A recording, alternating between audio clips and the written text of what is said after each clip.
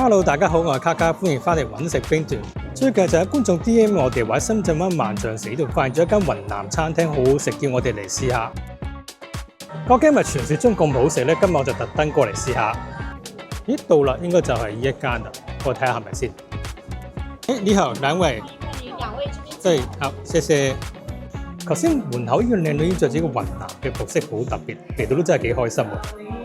呢度嘅環境裝修好靚，入到嚟有種現代版嘅山野風格嘅感覺，喺度坐低食嘢都好舒服。佢哋夜晚市好多客人，好在我哋一早訂咗位，如果咪就喺外面排隊等啦。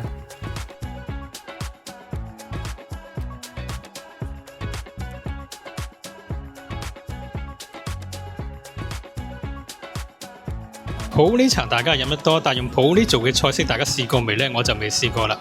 今日呢一間餐廳佢哋菜式全部都用普洱做出嚟，個味道非常之特別。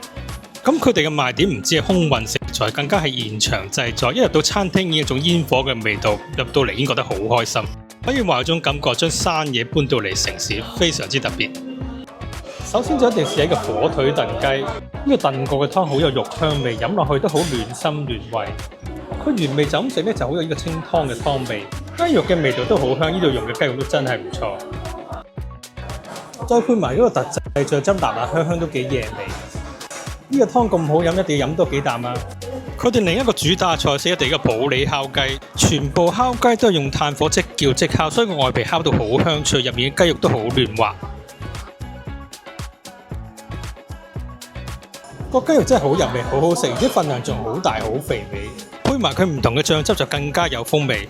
呢個嚟到一定要試下。香果百合薯番茄，入口味道好清新，食完之後真係好開胃，其他地方真係未試過。呢度嘅雲南菜式真係好特別，食咗幾樣都有驚喜，唔知其他菜式係點樣呢？佢哋呢度嘅嘢食落咗單之後好快就會嚟，好似個乾城菠蘿炒牛肉，一上台已經聞到香噴噴。呢個真係好有屋企嘅味道，佢入口好有肉香，個菠蘿更加調香咗肉嘅鮮味。呢個真係好容易食到停唔到口，佢到尾段仲有少少辣香味，真係好好食。原來浸香咗嘅辣菠蘿咁好食，真係第一次食到。跟住試嘅就係呢個岳不蒜豆牛胸標，佢入口好爽滑，好有牛胸嘅質感，食落去真係好有骨膠原嘅感覺。原來雲南菜係可以將我哋平時見到嘅食物變咗好特別嘅味道。呢度啲嘢食全部都好型啊，可以話係送酒嘅小食。佢哋嘅啤酒價錢都唔貴啊，而且仲有好多款式添。呢度嘅小炒真係好正，今日我哋兩個人嚟食，所以另外再叫多款試下先。呢個紅皮草果蜂蜜辣子雞估唔到咁好食，佢入口第一啖嘅感覺就好似食緊呢個韓國炸雞咁樣，好有一個蜂蜜嘅香味，但係食落去就好似食緊全島中菜咁樣，外皮好脆，雞肉好香好滑。佢哋雞肉全部都用炭火烤過，果然特別好食，味道特別唔同。呢度嘅小銅鍋米線都好特別，我就咁嚟到都見到幾台客人有叫嚟食。佢同我哋平時食到嘅麻辣米線有少少唔同，除咗個米線比較質感之外，佢嘅辣香味喺入面散發出嚟，唔係平時我哋食到嘅辣油嗰種死辣嘅味道。同埋個湯底都好暖胃，中意食米線嘅朋友一定要試過啊！食完成餐其實已經覺得好飽，不過佢哋嘅甜品好出名，所以嚟到一定唔可以唔試。呢個普洱腎紅鮮奶到望到個樣已經好吸引啦，唔知味道點樣呢？真係好食，佢好有呢個普洱嘅茶香味，啲茶味入面散晒出嚟。另外佢嘅口感都好鮮嫩，我就覺得食呢個甜品已經值回票價，特登過嚟都值得啦。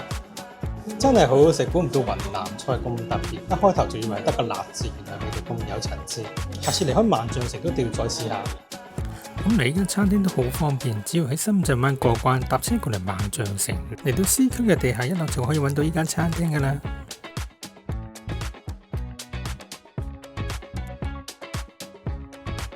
咁今日嘅介紹就到呢度啦。如果再想睇我哋介紹其他唔同嘅深圳餐廳，就留言話俾我哋知啦。拜拜。